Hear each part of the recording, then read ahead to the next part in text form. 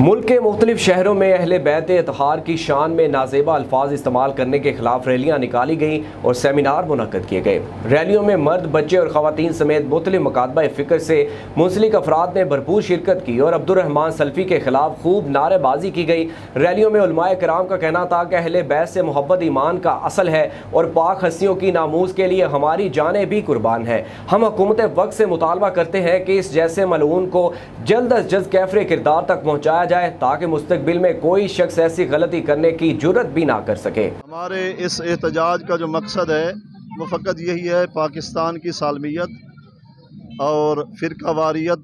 से मुल्क को बचाने के लिए हम इकट्ठे हुए हैं। ज़ाहिर है जब किसी एक नज़रिए की कोई ख़ास लोग जो है तौहीन करेंगे तो ज़ाहिर है फिर फितना पैदा होगा, नफ़रत पैदा होगी। हमारी ये एहतजाजी रैली ये है कि जिस अपने 12वें जानशीन के बारे में नबी रहमत ने फरमाया था कि वो इस दुनिया को अदल और इंसाफ से भर देगा,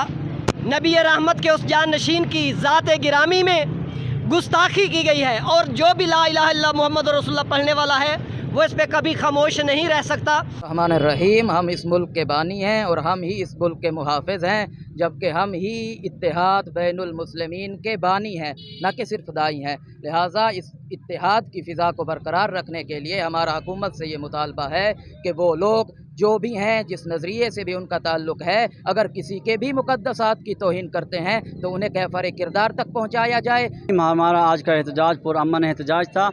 और ये गुस्ताख़ आइम्मा अब्दुर्रहमान सल्फ़ी नामी शख्स के ख़िलाफ़ था, जो कि जिसने गुस्ताखी की इमाम अलैहिस्सलाम की वालदा और इमाम मूसा काज़िम अलैहिस्सलाम की शान में।